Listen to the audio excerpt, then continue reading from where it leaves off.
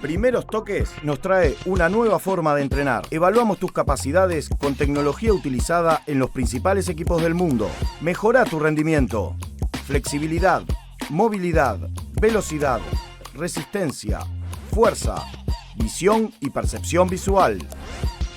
Entrena tu cerebro. Llévalo a una nueva dimensión. Neuroentrenamiento deportivo a cargo del único médico del país con máster en neurociencia aplicada al deporte, junto al seleccionado uruguayo Mario Regueiro y un equipo de licenciados en educación física y entrenadores altamente calificados. Entrena tus sentidos. ¿Qué esperás? Convertite en el deportista del futuro. Recapitulando. Sí es verdad que la oferta vino del lado de los jugadores. Molina dice que se reunió 2 veces con Lugano y que charló con Godín, y con Godín le pidió que de alguna manera interactuara con la empresa, los abogados que lo representan, y la conclusión que uno saca de lo que dice Molina, que yo no digo que sea verdad, es lo que dice Molina, que como que la empresa de abogados quería tirarse por cuenta propia. ¿Me explico? Como una empresa de marketing deportivo tirándose por cuenta propia. Y que eventualmente, si había que hacer algún tipo de consulta, podían utilizar los conocimientos de Molina, la empresa de Molina, de marketing deportivo, para consultarlos. Molina dijo, no hay ningún problema, yo les cobro un canon. También es cierto que en aquel momento no se habló de que esa oferta que venía de Nike, que para mí, aún con comisiones que se tenían que pagar, seguía siendo mucho más importante que la que se tenía. Había una comisión de por medio, que recuerdo que en una asamblea, cuando se toca este tema, el presidente de Liverpool le pregunta al presidente de la asociación, ¿usted me puede informar si hay una comisión? Y el presidente de la asociación dice, sí, es verdad, hay una comisión que creo que es de 2 millones y pico. Se llegó a hablar que la comisión finalmente podía haber sido de 5 millones de dólares. Y eso lo utilizaron aquellos 9 que votaron en contra para decir, nos estaban ocultando información. Los jugadores con esta empresa se llevaban una comisión de millones de dólares. Yo no sé si es verdad o no. Lo que sí es verdad es que normalmente en este tipo de negocios hay comisiones. No me parece adecuado que los jugadores se llevaron una comisión, por más que ellos proponían o mandaban una propuesta, que en este caso era Nike, y aún con una comisión de por medio, era mucho más productiva la oferta de Nike que la oferta de Puma en aquel momento. Conclusiones que uno saca. Cuando nosotros mezclamos el agua con el aceite tenemos un problema, porque el agua queda de un lado y el aceite queda del otro. Y acá estamos mezclando todo y hemos hecho una gran ensalada. Este estatuto que terminó con el trabajo Bordaberry, que se terminó aprobando de pesado en la asociación, este estatuto termina siendo absolutamente perverso. Si teníamos antes un estatuto que le daba casi un poder irrestricto a los clubes profesionales y que había que cambiar, y en aquello estábamos de acuerdo, este estatuto hoy le da al Ejecutivo de la AUF, si se alinea con los grupos de interés, una libertad para tomar las decisiones de todo tipo, color y tamaño, aún en contra de lo que piensan los clubes profesionales. Hoy vos podés ser presidente de la AUF con el voto de Nacional y Peñarol en contra y con el voto en contra de todos los equipos de primera división. ¿Me explico? Si todos los equipos de primera división, que cada uno tiene 2 votos, son 16, 32 votos donde está Nacional y Peñarol, votan en contra de un candidato, ese candidato, si tiene el resto de los votos, termina siendo en segunda vuelta presidente. ¿A ustedes les parece que está bien? Para mí es un bochorno. Esto es lo que marca el estatuto. Este nuevo estatuto, que en aquel momento se encargó Bordaberry, un outsider del fútbol, que nada tenía que ver con el fútbol, se encargó de hacer una dura tarea de cómo confeccionamos el nuevo estatuto que quiere la Conmebol. Este estatuto de la Conmebol, en el que vota a través de un congreso de los grupos de interés, jugadores, 11 votos. No los 700 que están dentro del gremio de la Mutual. Es la asociación esta que preside Lugano, que tiene una sigla que ahora se me escapa. Y que de alguna manera responde a Lugano, Godín y a algún jugador más de la selección. Son ellos los que tienen los 11 votos. Un voto los entrenadores, que ayer votaron por Alonso. Un voto los árbitros, que votan ni que hablar por Alonso. Un voto del fútbol femenino, que ayer votó por Ferrari. Hay que ver qué pasa con el fútbol sala, que es otro de los votos de los grupos de interés. La pregunta mía es, que se la hice a algún dirigente y no me la supo responder, y se la preguntaron los otros días a Alonso, el presidente de la AUF, que elige dónde habla, Obviamente le hicieron esta pregunta y no supo qué decir. En un contexto de una nota que era todos centros. Le preguntaron, che, pero ¿por qué acá los grupos de interés votan y en América el resto no vota? Y Alonso dijo, bueno, pero las 32 selecciones mundialistas de Qatar tienen el mismo sistema político, el mismo régimen de votación para elegir el presidente de la Asociación o Federación que tiene Uruguay. Y la pregunta mía es, pero si esto vino teledirigido de la Conmebol, o se piensa que Bordaberry llega a ser el interventor, ¿por qué? Porque Domínguez es presidente de la Conmebol. ¿Cuál es la vinculación que hay de Bordaberry con Domínguez? Hay una vinculación, te diría indirectamente hasta familiar, no importa cuál. ¿Por qué en América, en toda Sudamérica, no hay un congreso donde, al igual que en Uruguay, voten los jugadores, voten los árbitros, voten los entrenadores? No la hay. Entonces, che, Paraguay, sede de la Conmebol, en Luque. ¿Dónde está Domínguez como presidente de la Conmebol? En Paraguay, en Luque. Che, y Paraguay, para elegir el presidente de la federación, ¿los jugadores votan? ¿Cuántos votos tienen? 0. ¿Los entrenadores votan? 0. ¿Cuántos votos tienen los árbitros en Paraguay para elegir al presidente de la federación? 0. ¿Y por qué acá lo tenemos? ¿Y Ofi? En Paraguay existe, con otra sigla y con otra cantidad de votos, pero en Paraguay existe. ¿Me explico? Entonces, cuando vos haces un estatuto, nosotros estábamos en Guatemala con el estatuto anterior, aquel que estaba desesperado Sebastián Bauzá para que los clubes lo aprobaran, y los clubes dormían la siesta y se hacían los boludos, y había dirigentes como Freddy Varela, que en aquel momento era pro Tenfield, hoy es anti Tenfield, que estaba enfrente de la asociación y frenaba a los dirigentes para que no hubiera quórum. Y al no haber quórum, las asambleas no podían sesionar porque se tenía que votar el estatuto que estaba exigiendo, aquel estatuto mucho menos riguroso que este, que estaba exigiendo la Conmebol. ¿Se acuerdan de aquellos mandados, idas y vueltas, los líos con Bauzá? Bueno, estábamos en Guatemala con aquel estatuto. Hoy con este estatuto estamos en Guatepeor. No tenga ningún tipo de duda. Ningún tipo de duda. Y si vos analizás, che, ¿quiénes son los padres? ¿Quiénes han sido los padres de toda esta criatura? Qué curioso que si analizás hecho por hecho, siempre aparece un mismo nombre. Si vos te fijás la manera que sale Bauzá, ¿quiénes operaron para salir a Bauzá? ¿Operó el gobierno? Sí. ¿Operó la empresa que tenía los derechos? Sí. ¿Y operó un dirigente importante de un equipo grande? Sí.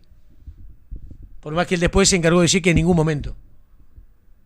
El día que llevaba Bauzá con sus compañeros, están en la asociación, ese día Nacional estaba reunido en comisión directiva y habían dejado traducir en la prensa que estaban reunidos para declarar persona no grata a Bauzá, cosa que no hicieron.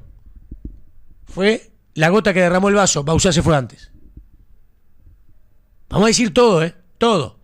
El 66,66% que no te contábamos en la radio, te lo decimos acá de las plataformas. Si yo sigo analizando para el de, che, cuando se dio la intervención, ¿hubo una comisión asesora? Sí. No una comisión de intervención, una comisión asesora, porque la primera comisión en la intervención aparecía hasta Scotti, creo que aparecía Castendebat y aparecía también el propio Bordaberry. Después Bordaberry queda como interventor, pero había una comisión asesora que asesoraba al interventor.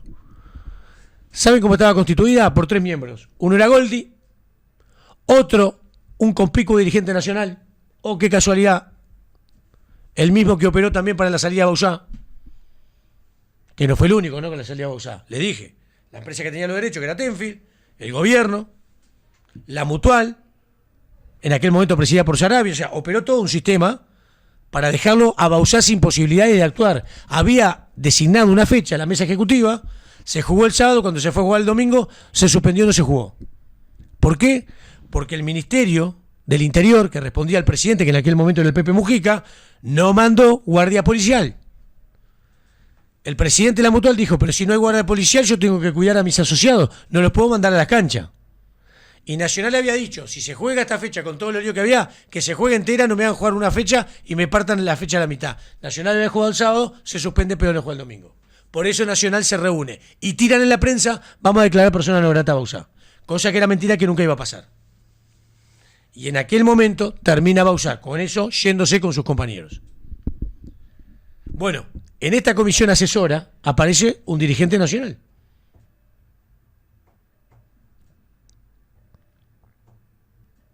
Es la misma persona que después negocia con Tenfield, en otro momento de su vida política. Y es la misma persona que hoy integra el ejecutivo del AUF que se está retirando, el economista Gordoache. Yo hago una descripción de situaciones, Descripción de situaciones hago.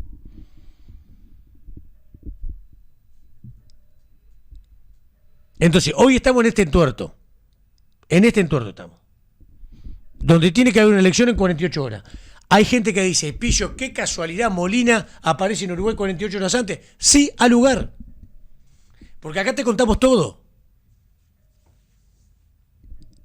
También es raro que Molina aparezca después de no aparecer nunca más. No, 2016. 48 horas antes de una elección. 7 años. Y transmita y diga, o deje entrever, ante alguna repregunta de Julio, que repreguntó como debía repreguntar, que en las charlas que tuvo, por gasto de gestión, el actual presidente de la asociación le había pedido un 20% más de la cifra originaria. Pero que no era una cifra que se sumaba al contrato de 68 millones de dólares. Cada uno que lo interprete como quiere. Yo estoy describiendo lo que dijo Molina.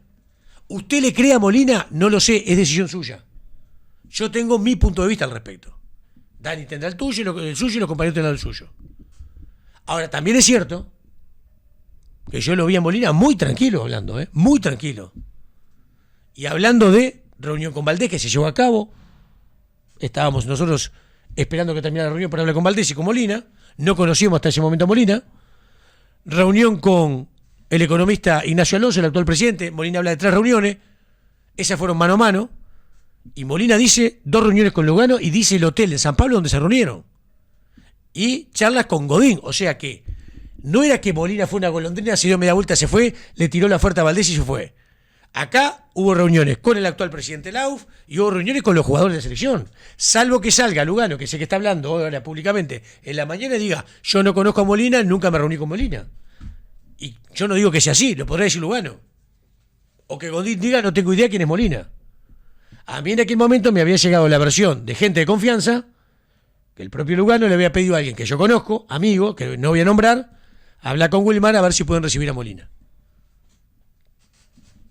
Y de hecho lo recibió. Y de hecho, a Molina lo terminaron recibiendo. O sea que por alguna vía de contacto llegó. El mensaje llegó. Bueno, así estamos. Así estamos con este tema. La verdad que muy interesante. Te tratamos de brindar todo. A vos que nos estás viendo, que nos estás escuchando, por YouTube, por Facebook, por Twitch.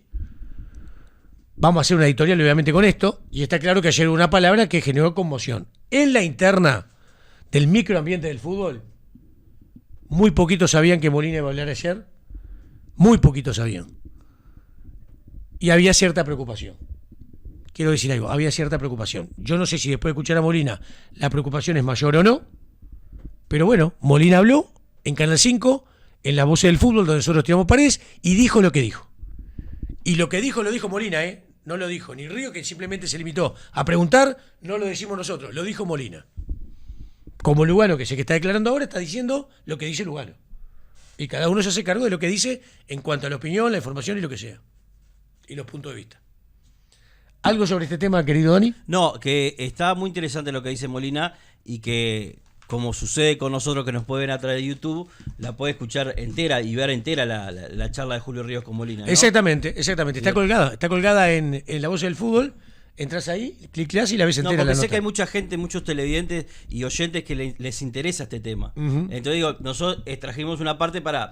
Sacamos 2 partes. Exacto. Tratando de buscar lo que más nos interesaba. Las charlas con los dirigentes y las charlas con los jugadores. Ahora que los jugadores tienen charla en el mismo nivel que los dirigentes, queda demostrado. O sea, si es real que hubo charlas con Godín, con Lugano, de la misma persona que se reunió en aquel momento con Valdés y con Alonso, que le manejaba los números y que dicho por Molina era prácticamente el dueño del AUF, entonces queda claramente patentizado que los jugadores tienen un poder tan o más grande que los dirigentes. Por eso yo le decía al comienzo, tenemos producto de este estatuto, una ensalada. Nadie sabe quién manda en la AUF. Mandan todos, mandan los jugadores, mandan los dirigentes, los jugadores, los del Ejecutivo, los jugadores, los grupos de interés, mandan todo la AUF. A su vez son funcionarios, ¿no? Porque están los jueces, son funcionarios. Están los entrenadores, están los jugadores son funcionarios de quién, entre comillas, de los clubes dependen de quién, de la AUF. Entonces con este estatuto invertimos todos los roles. Hicimos una gran ensalada. Si vos vas a pedir una ensalada, ¿qué pedís? Una mixta. O pedís de repente una con un poquito de zanahoria, un poquito de remolacha y una cosita más. Ahora, cuando vos ponés cebolla, zanahoria, remolacha, ay, tengo un huevo acá, le cortás, le ponés huevo, le ponés un tomatito y le ponés piqui, y mezclas todo. Bueno, es lo que es este estatuto. Es una mezcla de todo. Impresentable estatuto nos rige hoy la Asociación Uruguaya de Fútbol. Por eso pasa lo que pasa. Este impresentable estatuto tiene un origen que fue la intervención. Pudo haber venido la intervención y sacar un estatuto digno. Este es un mamarracho. Este estatuto es un mamarracho. Y termina, en lugar de brindarle cristalinidad a las cosas, lo que termina haciendo, mezclando todo. Lejos de ser cristalino, este estatuto de la UF. No tengo ningún tipo de duda.